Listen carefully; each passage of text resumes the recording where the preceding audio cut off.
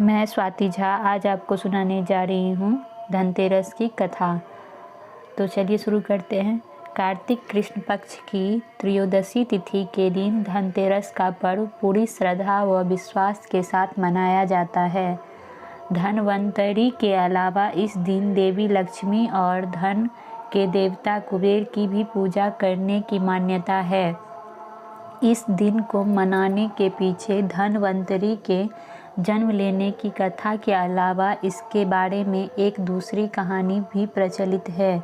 कहा जाता है कि एक समय भगवान विष्णु मृत्युलोक में विचरण करने के लिए आ रहे थे। तब लक्ष्मी जी ने भी उनसे साथ चलने का आग्रह किया। तब विष्णु जी ने कहा कि यदि मैं जो बात कहूँ तुम अगर वैसा ही मानो तो फिर चलो। तब लक्ष्मी जी उनकी बात मान गई और भगवान विष्णु के साथ भूमंडल पर आ गई।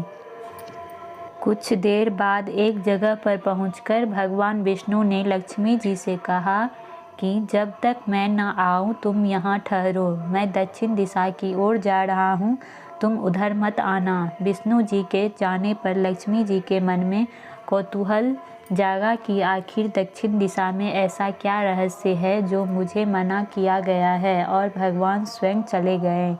लक्ष्मी जी से रहा न गया और जैसे ही भगवान आगे बढ़े लक्ष्मी जी भी पीछे पीछे चल पड़ी। कुछ ही आगे जाने पर उन्हें सरसों का एक खेत दिखाई दिया जिसमें खूब फूल लगे थे। सरसों की शोभा देखकर वह मंत्रमुग्ध हो गई और फूल तोड़कर अपना श्रृंगार करने के बाद आगे बढ़ी। आगे जाने पर एक गन्ने के खेत से लक्ष्मी जी गन्ने तोड़कर रस चूसने लगी। उसी क्षण विष्णु जी आए और यह देख लक्ष्मी जी पर नाराज होकर उन्हें श्राप दे दिया कि मैंने तुम्हें इधर आने को मना किया था पर तुम ना मानी और किसान की चोरी का अपराध कर बैठी।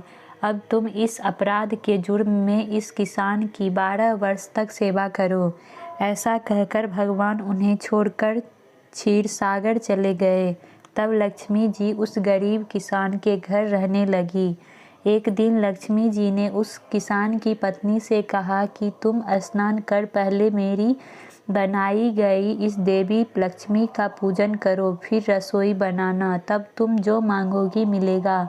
किसान की पत्नी ने ऐसा ही किया। पूजा के प्रभाव और लक्ष्मी की कृपा से किसान का घर दूसरे ही दिन से अन्न धन रत्न स्वर्ण आदि से भर गया। लक्ष्मी जी ने किसान को धन धान्य से पूर्ण कर दिया। किसान के 12 वर्ष बड़े आनंद से कट गए। फिर 12 वर्ष के बाद लक्ष्मी जी जाने के लिए तैयार हुई। विष्णु जी लक्ष्मी जी को लेने आए तो किसान ने उन्हें भेजने से इनकार कर दिया। तब भगवान ने किसान से कहा कि इन्हें कौन जाने देता है, यह तो चंचला है, कहीं नहीं ठहरती, इनको बड़े बड़े नहीं रोक सके। इनको मेरा श्राप था, इसलिए 12 वर्ष से तुम्हारी सेवा कर रही थी। तुम्हारी 12 वर्ष सेवा का समय पूरा हो चुका है। किसान हठपूर्वक बोला कि नहीं, अब मैं लक्ष्मी जी को नहीं जाने दूंगा। तब लक्ष्मी जी ने कहा कि हे किसान, तुम मुझे रोकना चाहते हो तो जो मैं कहूँ वैसा करो। कल तेरस है, तुम कल घर को लीप पोत कर स्वच्छ करना, रात्रि में घी का दीपक जलाकर रखना और सायंकाल मेरा पूजन करना और एक तांबे के कलश में रुपये भरकर मेरे लिए रखना। मैं उस कलश में निवास करूंगी, किंतु पूजा के समय मैं तुम्हें दिखाई नहीं दूंगी। इस एक दिन की पूजा से वर्ष भर मैं तुम्हारे घर से नहीं जाऊंगी। यह कहकर वह दीपकों के प्रकाश के साथ 10 दिशाओं में फैल गई। अगले दिन किसान ने लक्ष्मी जी के कथानुसार पूजन किया। उसका घर धन्य धान्य से पूर्ण हो गया। इसी वजह से हर वर्ष तेरस के दिन लक्ष्मी पूजा होने लगी और इसे धनतेरस के नाम से जाना गया। तो समाप्त हुई हमारी कथा। अगर आप लोगों को हमारी कथा अच्छी लगी हो तो कमेंट में ज़रूर बताइएगा और मेरी हर वीडियो को ज़रूर देखिएगा। तो हमारी कथा सुनने के लिए आप सभी का धन्यवाद और धनतेरस की बहुत बहुत शुभकामनाएं।